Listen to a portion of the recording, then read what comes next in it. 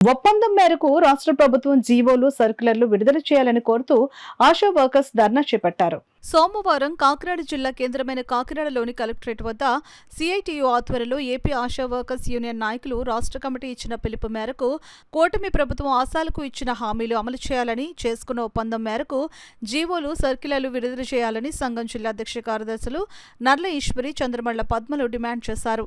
ఈ కార్యక్రమంలో సిఐటియు నాయకులు దువ్వా శేషబాబ్జీ, చెక్కల రాజ్ కుమార్, లలిత, నాగలక్ష్మి, లక్ష్మి, ఉమావతి, మీనాక్షి, ఉమాదేవి, గంగా భవానీ, మంగారత్నం, వెంకటలక్ష్మి, మౌనిక తదితరులు పాల్గొన్నారు. అన్ని జిల్లా కలెక్టర్ కార్యాలయాల వద్ద కూడా ఆశా కార్యకర్తలు ధర్నా చేస్తున్నారు, నిరసన తెలియజేస్తున్నారు.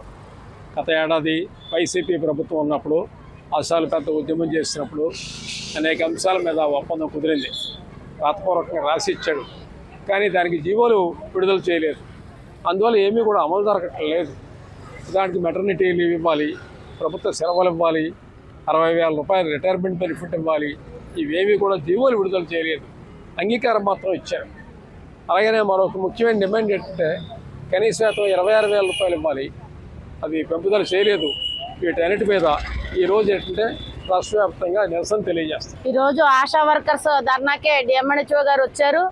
లోకల్ సమస్యలు చెప్పాము, ఆయన చేతిలో ఉన్నాయన్నీ కూడా పరిష్కారం చేస్తాము. ఆశా నాయకత్వాన్ని 4 గంటలకు రమ్మని చెప్పారు. కొన్ని సమస్యలు మొన్న రిటర్న్గా ఇచ్చినవి పరిష్కారం చేస్తామని చెప్పేసి తెలియజేశారు. ఇంకా ఉన్న మిగిలిన సమస్యలు కూడా వెంటనే యాక్షన్ తీసుకుంటామని అన్నారు. టీబీ, లెపర్సీ, మలేరియా డిపార్ట్మెంట్ల వారు ఇవ్వవలసిన పారితోషికాలు ఆశా వర్కర్లకు ఇవ్వాలని డిమాండ్ చేస్తూ ఈరోజు నిరసన తెలియజేస్తా ఉన్నాం.